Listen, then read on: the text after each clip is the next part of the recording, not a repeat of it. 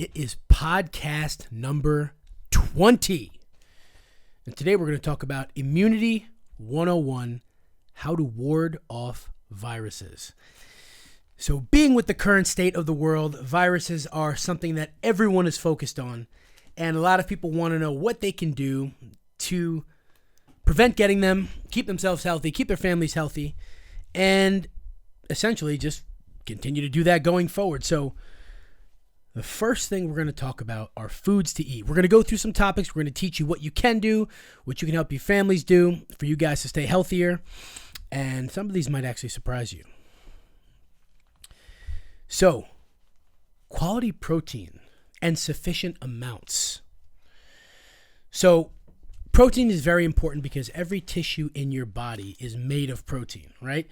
And your immune system is a thing made of protein. And when you don't get sufficient protein, along with not being able to build muscle or recover from workouts, just have healthy tissue, hair, nails, eyes, skin, all those things in general, it can also lead to or aid in the compromisation of your immune system.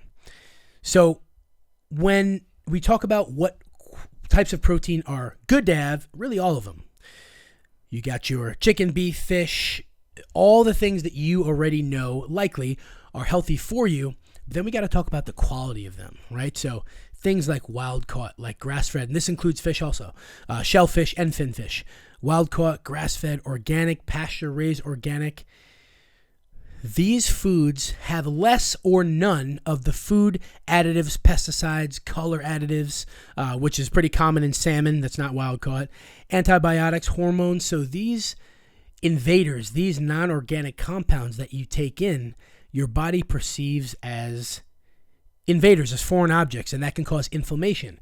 And those things can compromise your immune system. Remember, your immune system, 70% of it is contained in your gut. So the food that you eat that goes in your gut can either help or harm your immune system. And then we have other types of nutrients, phytonutrients, which have antioxidant and anti-inflammatory properties to them. And these phytonutrients, what they do is they enhance immunity, strengthen your immune system. They can repair any DNA damage. And phytonutrients also keep plants healthy. I don't know if you knew that or not, but foods that contain phytonutrients that you want to fill your diet with, fruits, vegetables, whole grains, certain green teas, nuts, beans, and different types of spices you can find phytonutrients in. So those are foods that you want to add in. Then you've got types of phytonutrients like resveratrol, which you can get from eating grapes, red grapes, blueberries, fruits that are like that have darker pigmentation in them. Flavonoids also protect against different types of cancers. You have carotenoids, which are foods like sweet potatoes, cantaloupe, carrots, things that tend to have that orangey color to them, are all considered come under the heading of phytonutrients. And you can add these foods into your diet daily to help fight viruses and germs and pathogens that come into your body. Some of these phytonutrients fight different types of cancers. So it's really important that, like Christian said, as far as your proteins, that you're getting good quality proteins, grass-fed, but you're also getting good quality organic vegetables and fruits, and knowing which ones are good for you to take in. Some fruits really need to be organic. Some don't, but I know berries tend to be, and bell peppers and other types of vegetables tend to need to be organic just because of their skin and how they absorb pesticides. So you want to just be really cognizant of that, of the types of fruits and vegetables that you're taking in, but, filling up your day so that you have a wide array of different foods in your diet. Exactly. All very, very, very good points. And when it comes to vegetables, eat from the rainbow. As Linda said, different colored vegetables provide different phytonutrients. So you got your reds, you got your oranges, you got your greens, you got, pick a color. You got your purples like beets and eggplant. Also, as far as berries, they're super high in antioxidants. Yes. And water is a very important thing as well, arguably the most important. Water is involved in every metabolic and enzymatic process in the body, and your immune system needs water to thrive, right? As your muscles do, as your everything in your body, your soft tissues, your hard tissues, like your bones, right? So being dehydrated can also, not directly, but would play a role in compromising your immune system. So I think what Melinda was mentioning is like the dirty dozen and the clean 15. I think those are vegetables where they tell you. Yeah, there are certain ones. Yeah, and essentially, to keep it simple, it's any vegetable or fruit that you would peel the skin off, like a banana, like a cantaloupe, right? You're not going to eat the outside. Right. So they don't have to be organic, although I still recommend it because they've got that hard skin, and pesticides have a harder time getting through to the meat that you eat. The things like Linda mentioned, bell peppers, like berries that you eat the skin on the outside, that stuff leaches through. And remember, when you see people with masks and essentially biohazard suits on, spraying these things, you probably shouldn't be eating them. So that might be a sign. Yeah. That might be a sign. Also, too, I think in addition to what you're saying about water, too, like adding in vegetables that might have a higher water content, too. So like a bell pepper or cucumbers or any of the other higher water vegetables, incorporating those too will also, help with water intake. And drinking green teas and things like that. There are ways to, sometimes people don't want to drink so much water, but there are ways to get more water in your diet. Maybe not necessarily always, drinking, but you definitely want to keep that up. And I think, what do they say? Half your body weight in ounces. Yeah. Half your lean body weight in ounces. So. And my recommendation is just drink the damn water. I know. I know that, we often try to give people hacks and tips, but at the end of the day, none of this is easy. It's just, if you want to be healthy, you want to be fit, you have to invest. It's not like, just do this and it's way easier, or here's the simple way, here's the fast, here's the quick. Right. Quick, fat, right? Everything quick, fast, simple, easy generally doesn't get you where you want to be. So some things you can do to get more water are start early, right? And as soon as you wake up, you pee, just chug a bunch. I do like a liter of water. I chug a liter also first thing in the morning and just get it out of the way. Then one's down. Yeah, it's just like, some people will say, and again, I know I'm getting off on a rant, but this stuff stimulates me. You want to rant? No. Yeah. People will say like, oh, well, I get really bored of my food, or I want all my meals to be really tasty. Well, that, if you have the time to make every meal gourmet, that's fine. Some of us have a lot of things to get done, so we need things to be faster. And also, not everything is supposed to be so enjoyable in life. Not everything is supposed to be a 5-star experience. Sometimes you just got to eat the food. You just got to drink the water. And without Crystal Light or whatever else it is. Exactly. And one quick point on the resveratrol. People sometimes will say they drink red wine to get it.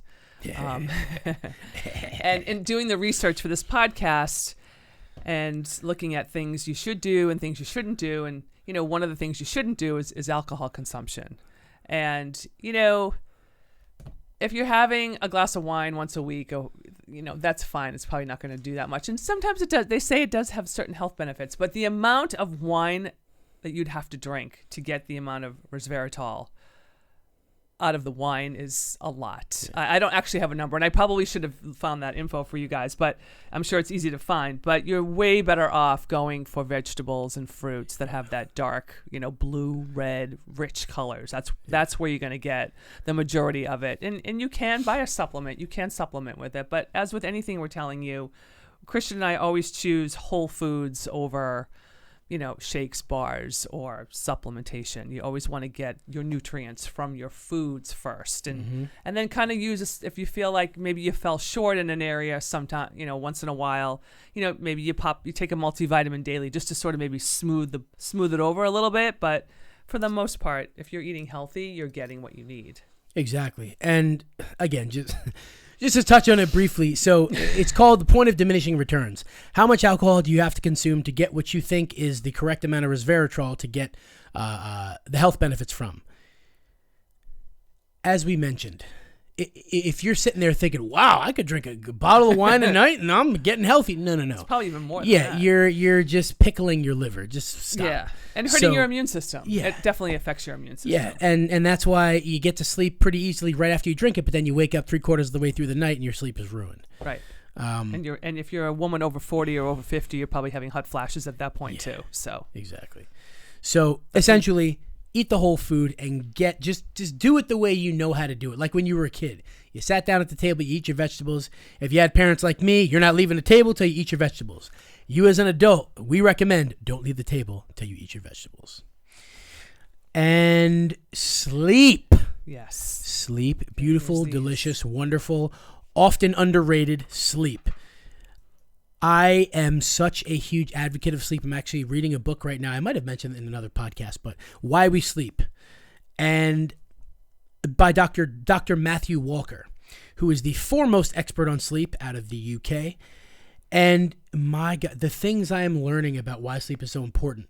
When we talk about disease, we talk about like Alzheimer's and neurological diseases that are related to inflammation, which is what a large majority of diseases are. A lot of it is related to sleep. And actually, speaking about wine, that makes me think of Europe. So a lot of people think, oh, well, over in Italy, they live forever, and they drink wine. Well, part of it is that in America, people use wine as a way to stave off stress, which is going to tap into the sleep. So bear with me. And as opposed to managing stress, we try to look for hacks, right? Oh, use this. Use a Xanny, right? Everyone loves Xanax. Use a Xanax. Xanax. I'd use one every night. Or what's the other one? The other sleep pill? I can't think of the name of it right now, but I'm sure everybody's... It's not the purple pill, is people it? that... No, that's Nexium. Yeah. No, it's... There's another sleep pill that's very popular that people take. So, yes. So, those things don't... Like... If you have to use that stuff to get yourself to sleep, short of you having PSD because you were in the military and you've seen a bunch of people die and you were in war, okay, in that instance, Ambien. Sorry. I get it. Ambien. Okay, there you go. You learn how to manage your stress. Again, the shortcuts rarely lead you where you want to be. Think about the business world. Do shortcuts get you the wealth you want? No. In school, do shortcuts get you the A's on the test? No. The same thing with health. And in fact, with health, it's even more important. So sleep, where do you want to be? 7 to 9 hours on average. Some people need less, some people need more. But based on the research, when people say, oh, I just need 6 hours, yeah, that can work. But for the human race, as far as what the science says, you want to be in the 7 to 9 hour range. And you want it to be restful sleep, right? Room is dark, no noise. Down-regulate yourself before you get there. Like, don't have your nose smashed against the phone and then a minute later think you're going to get great sleep, right? Because then you're thinking about the email you read or the thing that's happening at work. I have clients now who are like, Christian, I'm having trouble sleeping. I'm like, such and such. What are you thinking about before you go to bed? Well, I got this business deal to do. I got this executive just left. I'm like, oh, okay. So we have to come up with some strategies to help you get sleep. But sleep is where your body recovers. Even when it comes to soft tissue, people have tendinitis and different soft tissue issues, which I love to call them. These things have an opportunity to heal. Your immune system has an opportunity to not regenerate, but to replenish itself, right? When your gut is relaxed, when you are sleeping, the cortisol is low, your body's in chill mode. It's doing all these wonderful things to help you get stronger. And that is just so necessary. When you wake up, and another aspect is when you don't get sleep, you're more likely to snack on junk food. And we know junk food doesn't lead to a strong immune system. The body craves carbs, processed carbs. Exactly. And it's important too because while you're sleeping, you release growth hormone. So if you don't get that quality restorative sleep, you're not releasing your growth hormone, which, as you said, aids in recovery and regeneration of cells and muscles and, like you said, soft tissue damage. So it's important also too to not eat like a big carb starch kind of meal. Like you don't want to sit down at 9 o'clock at night and have a big bowl of spaghetti and meatballs and a glass of red wine and a loaf of bread and then go to bed, because that's going to turn off your body releasing growth hormone also. So there's so many things that happen when you go to sleep, and your immune system, like you said, is most active in the evening or at nighttime while you're sleeping. So I've read studies that have said, take some antioxidants before you go to bed. Take some vitamin C, vitamin E, vitamin D, zinc, maybe before you go to bed, because that's when your immune system is super active. And those things can help, boost, or I know you don't like that word. Those things can help support your immune system though. Yeah. And you just want to make sure that you give your body a chance to relax, because also while you're sleeping, you release cytokines, which are a type of protein that also helps your body fight off infection. So you want to give your body every tool that it has to keep you healthy. Yeah, it's true. Sleep is really, I'm telling you, this book is absolutely phenomenal. Sleep is really a magic time for your body. There are so many things that happen that many people don't know. And, you're not expected to know that because if you're not looking into it. But just understand, why do you think when babies are babies, they sleep so much, right? Because you have to grow, you have to regenerate. All they do is poop and sleep. Yep. And eat, of course. And when kids are in their growth stages, right? They sleep, and people are like, oh, just because they're growing. Why do you think elderly people sleep so much? Well, they're tired, but they're also, bodies are fighting to regenerate. And it's just as important in between those times when we're in our, mid to late 20s up until our 70s. It's just always important. And accumulating sleep over your life, although, yes, we're going to miss some nights here and there, but trying to come up with a routine that allows you to get, and the other, allows you to get a sufficient amount is good. The other thing is, some people say, I don't know how much I should be getting. How do you feel during the day? Do you feel like you need to grab that coffee? Before your workouts, do you feel like I need pre-workout? Short of you just thinking you do because your favorite athlete uses it. That's true. But, later in the morning, this is very common. I've got a couple clients with sleep apnea, and they're great resources because I know what the extremes of sleep deprivation are like. And I know that other people who don't have sleep apnea go through this. So some of my guys are like, yeah, man, like 10 a.m. And these guys are very, CEOs, corporate executives, authors, and they, 10 o'clock in the morning, they're like, yeah, man, I'm starting to get like sleepy. I'm like, dude, how much sleep did you get last night? Well, 4 hours. I'm like, what did we talk about? Well, I was up, and I get it. It's business. You got to get the next deal. You got to make the money, but you also got to think about your long-term health. What is that lack of sleep turning into as far as disease? Well, Alzheimer's runs in my family. Well, so you who are listening know a lack of sleep is linked to an increased chance of Alzheimer's, right? And this is notice how this is becoming more common, and we're becoming a more active civilization, a more active culture. We're always on our phones, up late, right? And overstimulated with staring at screens all day, which makes people more reluctant to fall asleep as soon. So understand that, these things, and sometimes it takes practice also. It's not just like, go to get more sleep tomorrow. You might not be able to. It's something that you're going to have to design your day around, meaning, okay, everything gets shut off at this time. It's time to go to sleep. Right. Give myself 20 or 30 minutes to down regulate. And you can't make up sleep. It's not like, well, I'll go to bed earlier tomorrow night and I'll make up what I missed.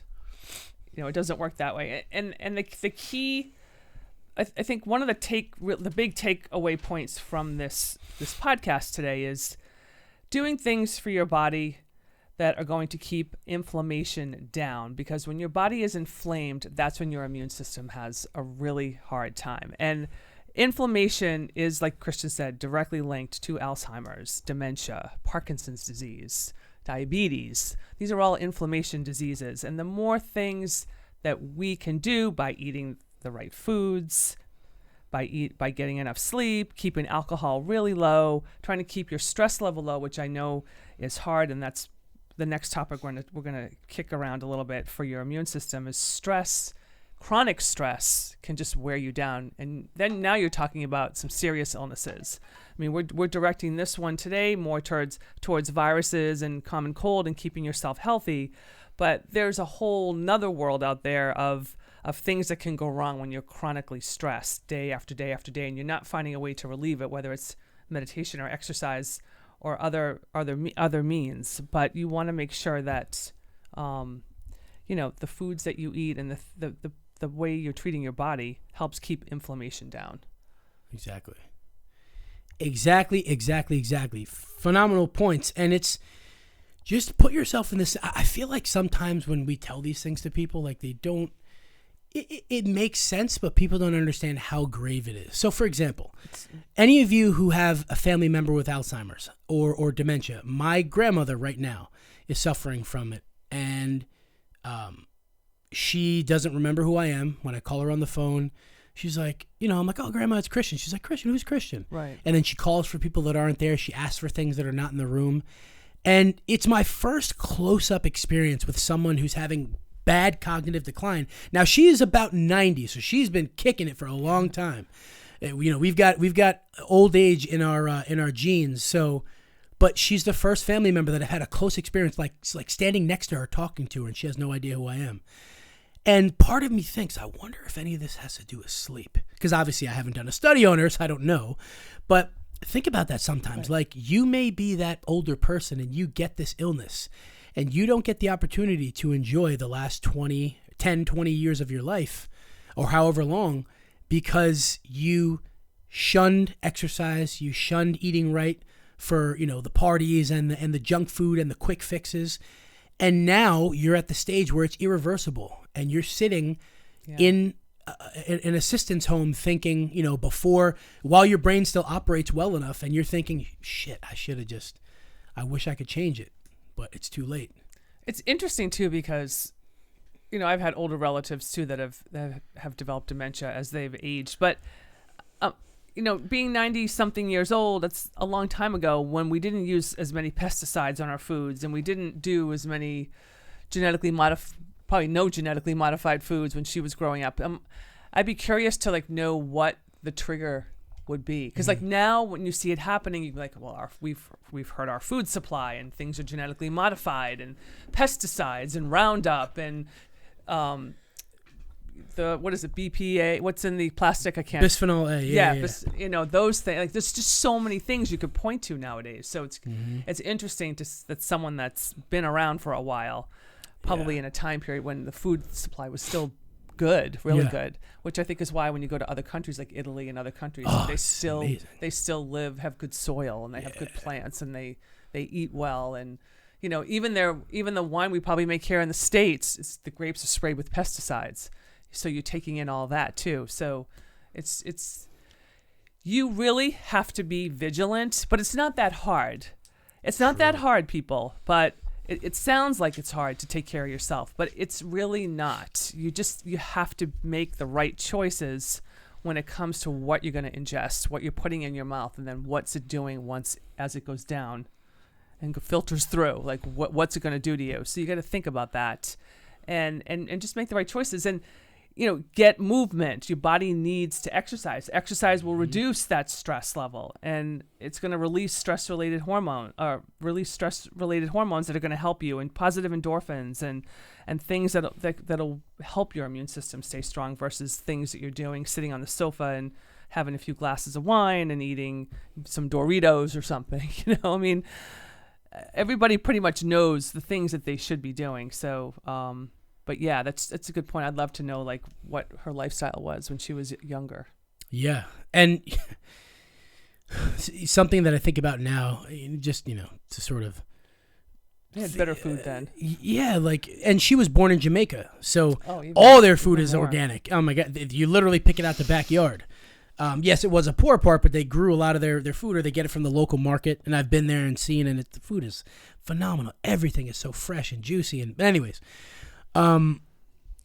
it's unfortunate because I actually want to ask her what her lifestyle was, but I can't do that anymore. It sucks. It's sort of, I've never actually sat down and really thought about this.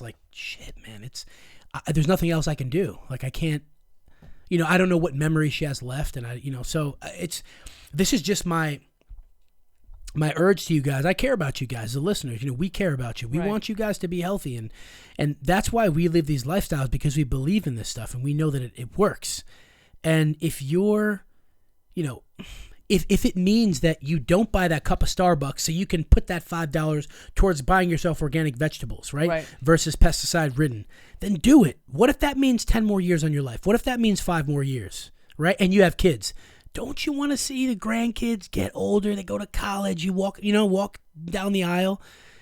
And I think a lot of people don't take action because they haven't come across a direct link. Like, for example, if there was a big study done and they said, if you get less than 6 hours, you are going to die 5 years early, period. Right. I guarantee you everyone in America, or a lot of people, would be like, all right, I'm hitting the bed. But now it's because it's sort of a guess. Well, it could be from food, it could be from sleep, a combination. It's it's in my genetics. I'm just going to get it anyway. And then there's that sort of throw your hands up. Well, I'm going to get it anyway. So what's the difference? So, but anyways, that's just a little side rant. But yeah, I mean, definitely hitting on the piece too of exercise. When we talk about I mean, everybody knows, you kind of either walk into a gym or whatever your workout is, you take a nice long walk. If you enter into it not feeling like you want to do it, those are usually the best times to push yourself, because that's usually when you have the best hike or the best walk or the best run or the best weight training session. So you want to make sure that you're giving your body movement, which is going to strengthen you overall, and it's going to help your immune system, because it accelerates the circulation of white blood cells, which has been shown to help fight the common colds. Now, I know that our quote-unquote cold and flu season this year has been a little bit light because of the situation that we're in. Everybody's all covered up, so I think germs have been kept at bay. But, you want to make sure that I think October to April technically is the cold and flu season in a normal year. Not this past year, I guess. But in a normal year, that's usually the time, when people will get a flu shot or whatever they're doing. But what we want to drive home today through this podcast is that these are things you should be doing every single day. It doesn't matter whether it's June or it's November or it's February. Like, you want to make sure that you're eating the rainbow, you're getting your sleep, you're doing things to reduce stress, you're maybe meditating or just taking time for yourself every day. 10 minutes. Let yourself just calm down a little bit. It'll do so much to help recharge your batteries. Yeah. And just to dial back into the food before we get into the stress, something that I personally do. So our immune system is largely developed by our interaction with dirty things, right? Part of how a child develops their microbiome, which is the bacteria in your gut, is their exposure to the vaginal canal when they come out of their mother, right? And kids who are C-section babies often have less of a variety of bacteria in their gut. Doesn't mean they're going to be unhealthy. Just, getting that swipe of vaginal exposure on the baby's skin builds up their immune system. And then part of the reason, it's not only because of teething, but I think, at least in an evolutionary way, that babies putting things in their mouth exposes their gut to new things, right? In order to be immune against certain bacteria, certain viruses, you get stuff in your mouth. Something that I've done, and I'm selective about what I choose, but certain fruits and vegetables I don't wash off. For example, my dad used to have a peach tree in the backyard, and a lot of them would fall off the tree. Now, the ones that weren't eaten by the deer, because I don't want to necessarily eat with their teeth have been on it, even though they're probably cleaner than ours. But anyway, it hits the dirt, I'll just pick it up, eat it right there. I don't brush it off because I know the lawn is taken care of. There's nothing on it. Right, as long as it's not being sprayed with exactly and fertilizers and things. But yeah, and he grew it, so I know it's fresh fruit. And I know that it's like when kids, again, babies put their hands in there, they put everything in their mouth. And when you fall and you get a cut, right, and you scrape your knee on the dirt, and dirt gets in your blood, that helps your immune system. So these things that we're exposed to are what our body can build up a tolerance towards. Right. So that peach with whatever dirt is on the outside, what do they say? God made dirt and dirt don't hurt? It's true. We need to be exposed. And one of the issues now, and of course it's very prominent with this whole COVID situation, is the hyper focus on hand sanitizer. Antibacterials. Oh, my goodness. And taking the good bacteria off your skin. We have bacteria on our skin for a reason, to protect us. Yes. And now we're stripping that away. I know we've mentioned it before, but my dad's a chemist. And when the I call them germy gels, when the hand sanitizers came out initially, and he was like, do not use that stuff. Because we are just stripping away. We're wiping down counters with antibacterial wipes. We're putting our hands in antibacterial, putting it on our skin. There's body lotions and soaps and things in the shower, antibacterial. He's like, we're wiping everything out, and we're going to be so exposed that no antibiotics are going to be able to help us, because we're going to be beyond that. Yeah. We're going to be resistant. Exactly. And what's interesting is that, I mean, you look at some of the tribes in places like Africa, Australia, where the what are they called? Aborigines. They walk around with, they just have a little cloth over the genitals, and they're exposed to dirt all the time. Their hands are in the dirt. They're walking around without shoes. Not showering every day. Exactly. Yeah. Twice a day. And to be honest, it's to some. I mean, women do it with their hair. They don't wash their hair every day, so it doesn't dry it out. The whole obsessive focus on being hyper clean can actually expose you to more, make you weaker in fighting off viruses. And it's okay to get those mushrooms in the grocery store, and you don't have to wash them with a special wash. You can just rinse them off. If you're that worried, you can even, now let's say you live in an area where you don't have space to make a garden. You can literally buy a bag of soil, put it on your porch, even if you have a little porch. Yeah, you poke holes in it, you plant the seeds, and there you go. You got your own vegetables. I'm not saying you have the supply for the whole year, but you see how that bag of dirt, you buy organic, and there's special names for them. But you buy the dirt, you put your own water in, you know what's in there. You eat the fruit. Don't even worry about washing it off. Just rinse it to get the chunks of dirt, because that doesn't taste good. And, there's some exposure to dirt and helps build up the variety of bacteria in your gut. And that ultimately helps your immunity. I know that everyone's worried about COVID. I get it. I understand. But if you're out somewhere on your own, let's say you're hiking, right? And you're walking, honestly, you can just grab some trees. It might sound stupid. Touch the ground. Grab some trees. Get some of that soil on your hands. It's good for you. It helps build up your immunity, which in turn makes you essentially harder to kill. Yeah, and getting in fresh air and sunlight, all those things also add into that. So definitely don't over sanitize. Even though, like he said, it's a little bit different right now, and we get that. But regular old soap and water works. Yes. If you come in from the grocery store or pumping gas or wherever you are, wash your hands and don't stress about it. Just regular old soap and water. It doesn't have to be antibacterial soap. Yeah. It can be just regular, I don't know, Dial, Safeguard, whatever it is. But even through this whole pandemic, Christian and I are the same. I mean, I don't think we very rarely use antibacterial stuff unless we know we're somewhere and we're not going to be able to wash with soap and water. So we'll do a quick spray of something on our hands. But it's even natural that we bought at either Trader Joe's or Whole Foods. So you want to think about that. Your body needs protection. You need protection. And there are so many ways to do it. But, you don't want to strip your body of the things that it needs to keep you safe and healthy. Exactly. And another thing that's funny is a lot of you might not realize this, but your phone likely has more bacteria than any other thing you deal with. They said that in a toilet seat. I read that somewhere. Yeah, it's more. Yes, than a public toilet seat. Yes. Because think about it. Not your home toilet seat. Think about this. Butts touch public toilet seats, right? Butts are in mom pants. Always made me. My mom made me squat. I don't sit in it. Neither do my kids. Yes, I don't sit on public toilet seats either. But some people do. Some people do. Yeah, I don't sit on public toilet seats either. But if you think about it, like even in your house, butts touch toilet seats. Where are butts all day after they get washed? In pants. They're not really think about it. They're not really exposed to anything unless you run around naked, and that's cool too. And our phones, where do we put them? We put them on the countertop at the grocery store or at the gas station. Yeah. We put them our kitchen counter. Yeah, we drop them on the floor. We put them on the ground. They're in our garage. These things are everywhere. And then, we get a phone call. Oh, hey, how you doing? Right? It's right against your face, and you're basically making out with this thing.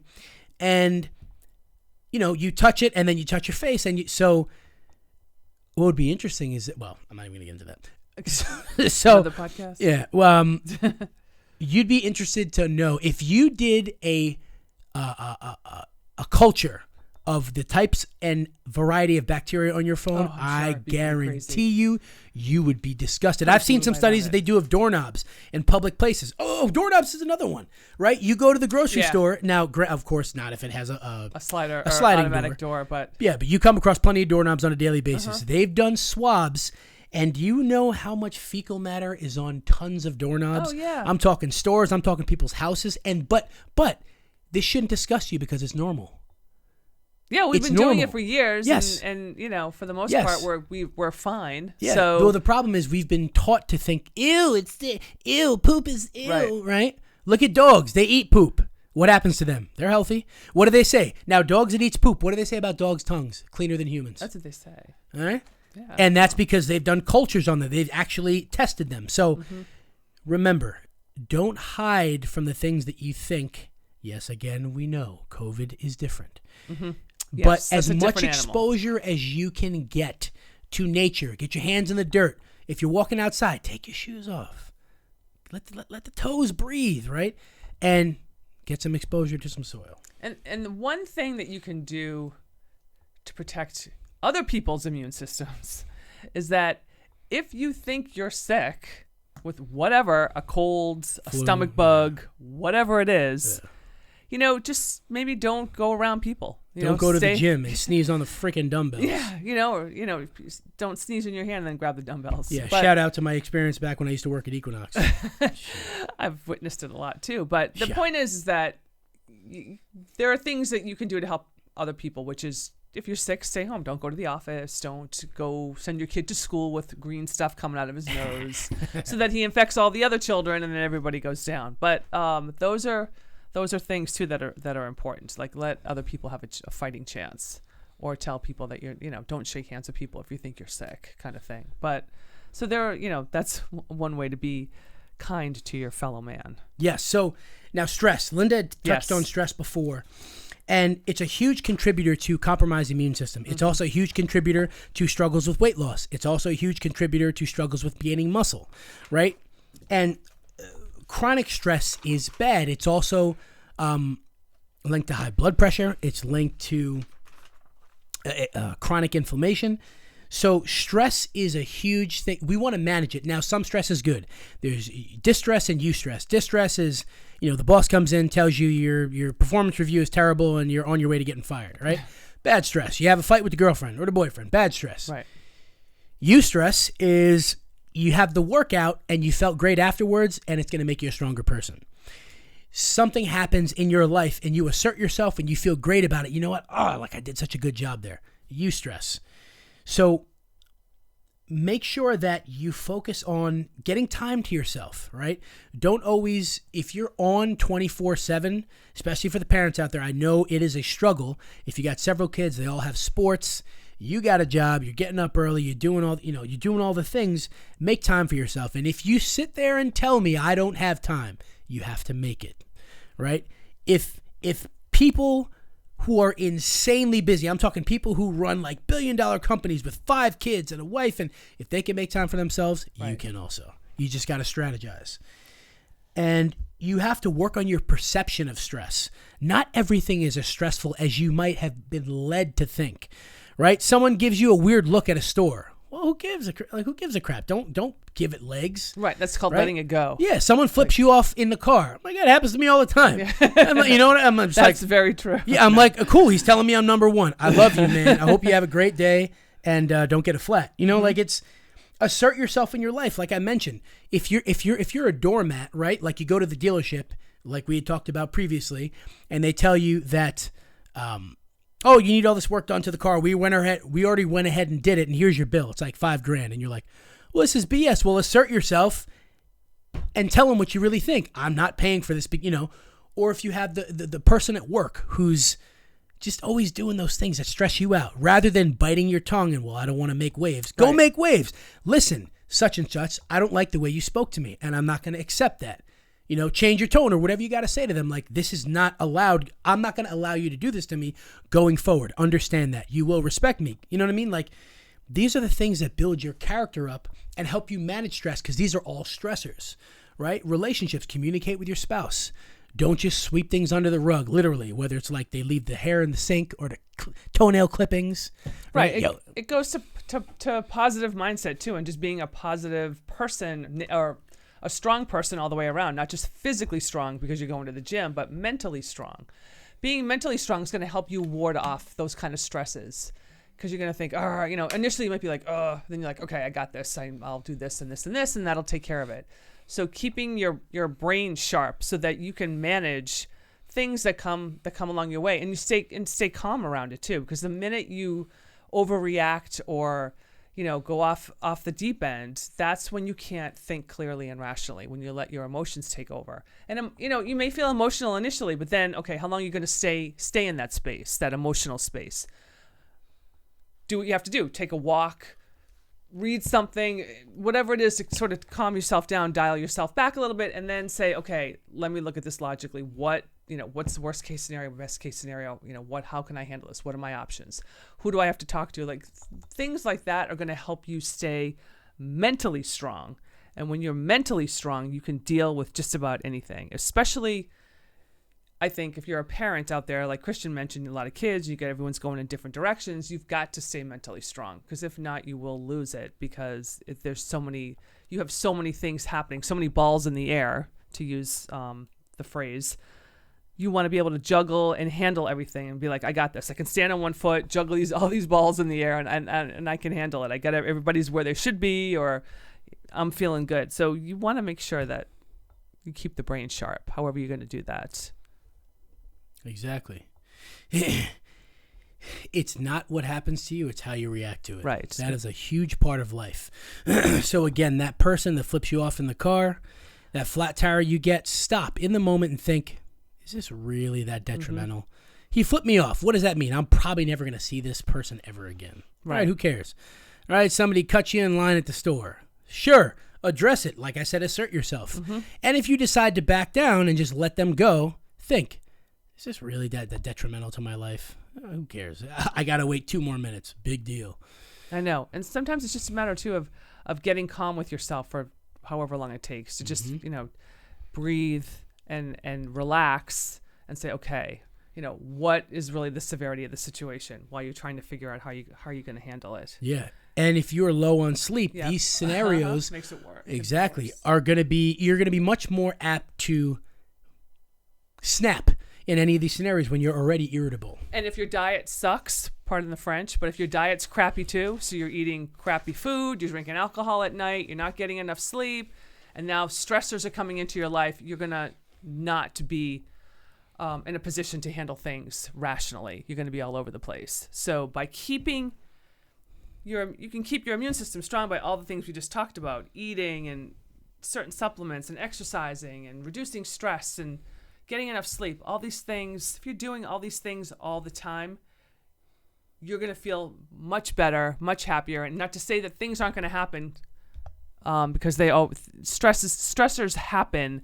You will just be in a better place to manage it and deal with it, and it's not going to attack your health. You're not going to end up with an ulcer or the flu or something because now your immune system's weak because you're just inflamed and worried and chronically stressed out. Exactly. And so Linda mentioned a good topic, which is supplements. So, and actually, okay, right before we dive into that, this is one that I want to tell you guys about, is getting a vitamin panel. Mm-hmm. Now, these are not very common. You can ask for them. You're a doctor. You may have to pay for them out of your own pocket. But when we talk about what can lead to making you more susceptible to illness, it could be vitamin deficiencies. For example, like with men and their HPA axis, their ability to produce testosterone, zinc is very important. If you're deficient in zinc, that can have an effect on that. That can make you depressive. That can have an effect on your life and your work and your sex life and so forth. When you ask for a vitamin panel, let's say you're low in vitamin D. Well, we know that vitamin D is required for hormone production, cardiovascular health, and it's very easy to tell. Like, all you have to do is you get the blood test. Yeah, it might cost you, if you have to do this on your own dime, it might cost you a couple $100, but what does that mean as far as health in the long term, right? If you want to get an extensive one. So you can look for things like magnesium, and you may come across the answer to some issue that you've had, to some symptom. Maybe you've been feeling a certain way, headaches, lethargy, excessive fatigue, and you may not know why. You get a vitamin panel. Oh, doctor's like, oh, you're deficient in B12. That makes sense. So they might give you a B12 supplement or, tell you to eat foods higher in B12. So this is something that you guys can do in order to make sure. And hey, you might take the vitamin panel and realize, oh, I'm good to go. Then cool. Then you're all set. And some supplements that are good are supplements like glutamine. Linda and I, had agreed on this one, that it's very, very helpful in regenerating gut microflora. And as I mentioned before, your gut is 70% of your immune system is in there. So that's one that is easy to use. It's a powder. It's flavorless. You can add it to a drink, a shake, whatever. You can even just, mainline it. Maybe that's not the right word. Well, our bodies also, we make it. But, in times of stress, we blow through it pretty quickly. So, supplementing with glutamine is great. Like you said, it keeps your immune system strong, keeps your gut healthy. It's something, I use it every day. I put a teaspoon in my shake every day. I never miss it, ever miss it.